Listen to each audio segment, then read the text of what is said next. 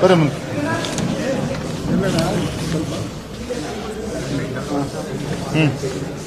ಯಾರು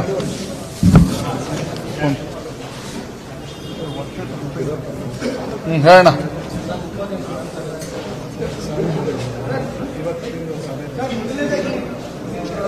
ಇವತ್ತು ಒಂದು ವಿಶೇಷ ಸಭೆ ಮತ್ತು ಕಾರ್ಯಾಗಾರವನ್ನು ಆಯೋಜನೆ ಮಾಡಿದ್ವಿ. ಈ ಕಾಂಗ್ರೆಸ್ ಸರ್ಕಾರ ಪ್ರತಿ ಬಜೆಟ್ನಲ್ಲೂ ಸಹ ಎಸ್ಸಿಪಿ ಟಿಎಸ್ಪಿ ಹಣವನ್ನು ನಿರಂತರವಾಗಿ ದುರ್ಬಳಕೆ ಮಾಡ್ಕೊಂಡು ಬರ್ತಾ ಇದೆ. ಕಳೆದ ಬಜೆಟ್ನಲ್ಲೂ ಸಹ ಸುಮಾರು 14-15 ಸಾವಿರ ಕೋಟಿ ರೂಪಾಯಿಗಳು ಏನು ರಾಜ್ಯದ ಪರಿಶಿಷ್ಟ ಜಾತಿ ಪರಿಶಿಷ್ಟ ಪಂಗಡಗಳ ಆರ್ಥಿಕ ಸಾಮಾಜಿಕ ಮತ್ತು ಶೈಕ್ಷಣಿಕವಾಗಿ ಆ ಸಮುದಾಯಗಳ ಉದ್ಧಾರಕ್ಕೋಸ್ಕರ ಇಟ್ಟಿರ್ತಕ್ಕಂಥ ಹಣವನ್ನು ಈ ರಾಜ್ಯ ಸರ್ಕಾರ ಕಾಂಗ್ರೆಸ್ ಸರ್ಕಾರ ತನ್ನ ಗ್ಯಾರಂಟಿಗಳಿಗೆ ಡೈವರ್ಟ್ ಮಾಡಿಕೊಂಡಿರ್ತಕ್ಕಂಥದ್ದು ತಮಗೆಲ್ಲರೂ ಕೂಡ ಗೊತ್ತಿರತಕ್ಕಂಥ ವಿಚಾರ. ಮಾರ್ಚ್ 7ನೇ ತಾರೀಕಿನ ಮುಖ್ಯಮಂತ್ರಿಗಳು ಮತ್ತೊಂದು ಬಜೆಟ್ ಅನ್ನು ಮಂಡನೆ ಮಾಡ್ತಾ ಇದ್ದಾರೆ. ಅಲ್ಲೂ ಕೂಡ ಸುಮಾರು 18-20 ಸಾವಿರ ಕೋಟಿ ಎಸ್ಸಿಪಿ ಟಿಎಸ್ಪಿ ಹಣವನ್ನು ಗ್ಯಾರಂಟಿಗಳಿಗೆ ಡೈವರ್ಟ್ ಮಾಡಿಕೊಳ್ತಾರೆ. ಹಾಗಾಗಿ ಈ ವಿಚಾರವನ್ನು ಇಟ್ಕೊಂಡು ನಾವು ಒಂದು ಕಾರ್ಯಾಗಾರವನ್ನು ಯೋಜನೆ ಮಾಡಿದ್ವಿ. ಮುಂದಿನ ದಿನಗಳಲ್ಲಿ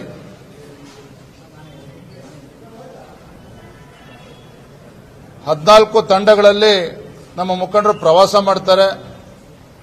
ಲೋಕಸಭಾ ಕ್ಷೇತ್ರಗಳಿಗೆ ತೆರಳಿ ಜಿಲ್ಲಾ ಕೇಂದ್ರಗಳಿಗೆ ತೆರಳಿ ಅಲ್ಲಿ ಪತ್ರಿಕಾಗೋಷ್ಠಿ ಮಾಡಿ ಅಲ್ಲೊಂದು ಜಾಗೃತಿ ಮೂಡಿಸತಕ್ಕಂಥ ಕೆಲಸವೂ ಕೂಡ ಭಾರತೀಯ ಜನತಾ ಪಾರ್ಟಿ ಮಾಡ್ತದೆ.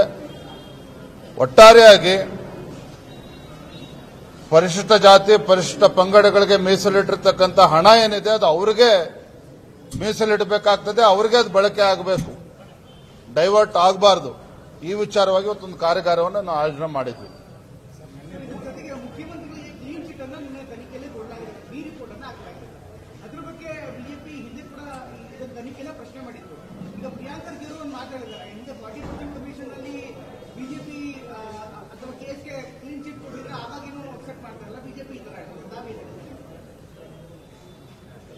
ಎಲ್ಲ ಇಲಾಖೆಯ ಸಚಿವರಾಗಿರ್ತಕ್ಕಂಥ ಪ್ರಿಯಾಂಕ ಖರ್ಗೆ ಏನು ಹೇಳ್ತಾರೆ ಮುಖ್ಯ ಅಲ್ಲ.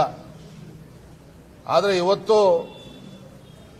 ಮೂಡಾ ಹಗರಣದಲ್ಲಿ ಲೋಕಾಯುಕ್ತ ಪೊಲೀಸರು ಅಥವಾ ಲೋಕಾಯುಕ್ತ ಕೊಟ್ಟಿರ್ತಕ್ಕಂಥ ಬಿ ರಿಪೋರ್ಟ್ ನಮಗೇನು ಆಶ್ಚರ್ಯ ಅಂತೂ ತಂದಿಲ್ಲ. ಹಿಂದನೂ ಕೂಡ ಹಲವಾರು ಬಾರಿ ನಾವು ಹೇಳಿದ್ವಿ, ಯಾವ ಲೋಕಾಯುಕ್ತ ಸಂಸ್ಥೆ ತನಿಖೆಯನ್ನ ಮಾಡ್ತಾ ಇರಬೇಕಾದ್ರೆ ತಮಗೆ ಗೊತ್ತಿದೆ ಮಾಧ್ಯಮದ ಸ್ನೇಹಿತರಿಗೆ, ರಾತ್ರಿ 8 ಗಂಟೆಗೆ 9 ಗಂಟೆಗೆ ಮುಖ್ಯಮಂತ್ರಿಗಳ ಕುಟುಂಬಸ್ಥರು ಏನೋ ಮಾವನ ಮನೆಗೆ ಹೋಗಿ ಬಂದಂಗೆ ಅಲ್ಲಿ ಲೋಕಾಯುಕ್ತ ತನಿಖೆ ಸಂಸ್ಥೆಗೆ ಭೇಟಿಯನ್ನು ಕೊಡ್ತಾ ಇದ್ರು. ಅಂದ್ರೆ ಎಷ್ಟು ಯಾವ ರೀತಿಯಲ್ಲಿ ತನಿಖೆ ನಡೆದಿದೆ ಅಂತೇಳಿ ಇದರಲ್ಲೇ ಗೊತ್ತಾಗ್ತದೆ. ಒಟ್ಟಾರೆಯಾಗಿ ಮೈಸೂರಿನ ಮೂಡಾ ಹಗರಣದಲ್ಲಿ ಸುಮಾರು 5,000 ಕೋಟಿ ಹಗರಣ ಏನಿತ್ತು, ಇದರಲ್ಲಿ ಕ್ಲೀನ್ ಚಿಟ್ ಸಿಕ್ಕಿರ್ತಕ್ಕಂಥದ್ದು ನಮಗೇನು ಆಶ್ಚರ್ಯ ತಂದುಕೊಟ್ಟಿಲ್ಲ. ಸ್ವತಃ ಮುಖ್ಯಮಂತ್ರಿಗಳು ಒಪ್ಕೊಂಡಿದ್ರು. ಏನ್ ಹೇಳಿದ್ರು, ಫಸ್ಟ್ ಸಿದ್ದರಾಮಯ್ಯನವರು ಏನ್ ಹೇಳಿದ್ರು, ಮೂಡಾದಲ್ಲಿ ಯಾವುದೇ ರೀತಿ ಹಗರಣ ಆಗಿಲ್ಲ, ತಮ್ಮ ಕುಟುಂಬಕ್ಕೆ ಯಾವುದೇ ರೀತಿ ಕಾನೂನು ಬಾಹಿರವಾಗಿ 14 ನಿವೇಶನಗಳು ಬಂದಿಲ್ಲ ಅಂತೇಳಿ ಸ್ವತಃ ಸಿದ್ದರಾಮಯ್ಯನವರೇ ಹೇಳಿದ್ರು. ಭಾರತೀಯ ಜನತಾ ಪಾರ್ಟಿ ಮತ್ತು ಜೆಡಿಎಸ್ ಬೆಂಗಳೂರಿನಿಂದ ಮೈಸೂರು ಪಾದಯಾತ್ರೆನೂ ಕೂಡ ನಾವು ಮಾಡಿದ್ವಿ. ಸಿದ್ದರಾಮಯ್ಯನವರು ಒತ್ತಡಕ್ಕೆ ಮಣಿದು ನಮ್ಮ ಹೋರಾಟದ ಮತ್ತು ಒತ್ತಡಕ್ಕೆ ಮಣಿದು 14 ನಿವೇಶನಗಳನ್ನ ರಾತ್ರೋರಾತ್ರಿ ನಾವು ಹಿಂದಿರುಗಿಸ್ತೇವೆ ಅಂತೇಳಿ ಮೂಡಾಕ್ ಪತ್ರವನ್ನು ಕೂಡ ಬರೆದಿದ್ರು. ನನ್ನ ಪ್ರಶ್ನೆ ಇವತ್ತು, ಗೌರವಾನ್ವಿತ ಮುಖ್ಯಮಂತ್ರಿಗಳೇ, ತಾವಾಗಲಿ ತಮ್ಮ ಕುಟುಂಬಕ್ಕೆ ಇವತ್ತು ಅಕ್ರಮವಾಗಿ 14 ನಿವೇಶನಗಳು ಬಂದಿಲ್ಲ ಅಂತ ಹೇಳಿದ್ರೆ ಅದನ್ನು ಹಿಂದಿರುಗಿಸ್ತಕ್ಕಂಥ ಕೆಲಸ ನೀವು ಯಾಕೆ ಮಾಡಿದ್ರಿ?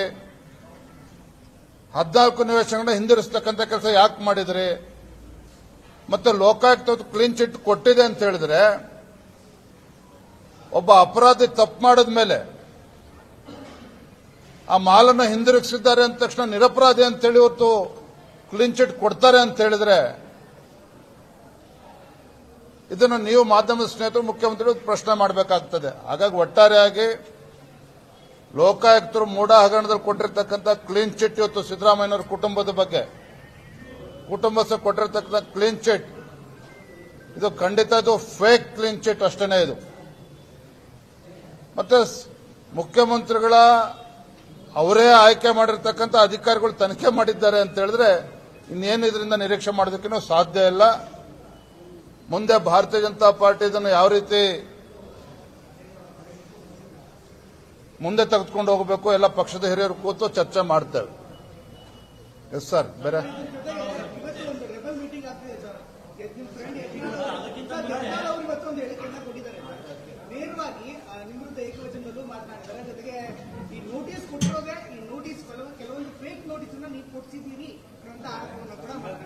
ಸುದ್ದಿಗೋಷ್ಠಿಯಲ್ಲಿ ಹೇಳಿದ್ರು ಸರ್, ಅವರಿಗೆ ಕೇಂದ್ರದಿಂದ ನೋಟಿಸ್ ಕೊಟ್ಟಿದ್ದು ಗಮನಕ್ಕಿದೆ ಅಂತ.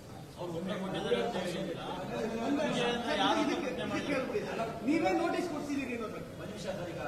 ನೀವು ಮಾಧ್ಯಮಗಳಿಗೆ ಕೊಟ್ಟು ಸುದ್ದಿಯನ್ನ ಮಾಡ್ತಿದ್ದೀರಿ ಅನ್ನೋ ಆರೋಪವನ್ನ ಮಾಧ್ಯಮದಲ್ಲಿ ಕೂಡ ಮಾಡಿದ್ದಾರೆ. ನೀವು ನೋಟಿಸ್ ಕೊಡೋದಕ್ಕೆ ಹೈಕಮಾಂಡ್ ಅಂತ ಕೇಳಿದ್ದಾರೆ. ಅವ್ರು ಏನೇನು ಆರೋಪಗಳು ಮಾಡ್ತಾರೆ ಎಲ್ಲ ಪಟ್ಟಿ ಮಾಡ್ಕೊಂಡಿದ್ದೀನಿ. ಒಂದೇ ಸಲ ಉತ್ತರ ಕೊಡ್ತೇನೆ. ದಿನನಿತ್ಯ ಇದನ್ನೇ ಮಾಡೋದಕ್ಕಾಗೋದಿಲ್ಲ. ನಾನು ರಾಜ್ಯದ ಅಧ್ಯಕ್ಷನಾಗಿ ಪಕ್ಷ ಸಂಘಟನೆಯಲ್ಲಿ ನಾನು ನಿರತನಾಗಿದ್ದೇನೆ. ದಿನನಿತ್ಯ ಅವರ ಹೇಳಿಕೆಗಳಿಗೆ ನಾವು ಉತ್ತರ ಕೊಡೋದಕ್ಕೆ ಸಾಧ್ಯ ಇಲ್ಲ. ಆಯ್ತಾ? ಅದ್ರ ಏನು ಉತ್ತರ ಕೊಡಬೇಕು ಸಂದರ್ಭ ಬಂದ ನಾನು ಕೊಡ್ತೇನೆ. ಅವರೇನೇ ನನ್ನ ಬಗ್ಗೆ ಪ್ರಶ್ನೆ ಕೇಳಿದ್ರೆ ಉತ್ತರ ಕೊಡ್ತೇನೆ. ಯಾವ ಸಂದರ್ಭದಲ್ಲಿ ಉತ್ತರ ಕೊಡ್ಬೇಕು ನಾನು ಕೊಡ್ತೇನೆ. ಥ್ಯಾಂಕ್ ಯು, ಧನ್ಯವಾದ.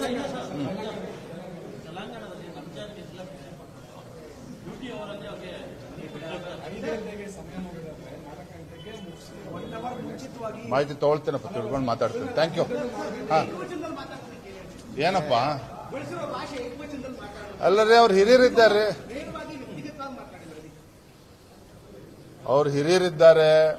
ಏಕವಂಚದಲ್ಲಿ ಮಾತಾಡಿದಾರೋ ಮತ್ತೊಂದು ಭಾಷೆ ಪ್ರಯೋಗ ಮಾಡಿದ್ರೆ ತಲೆ ಕೆಡಿಸ್ಕೊಳ್ಳೋದಿಲ್ಲ. ನಾನು ರಾಜ್ಯದ ಅಧ್ಯಕ್ಷನಾಗಿ ಮಾಡ್ತಕ್ಕಂಥ ಕೆಲಸ ಬಹಳಷ್ಟಿದೆ. ಈ ವಿಚಾರಗಳು ತಲೆ ಕೆಡಿಸ್ಕೊಳ್ಳೋದಿಲ್ಲ. ಧನ್ಯವಾದ. Thank you.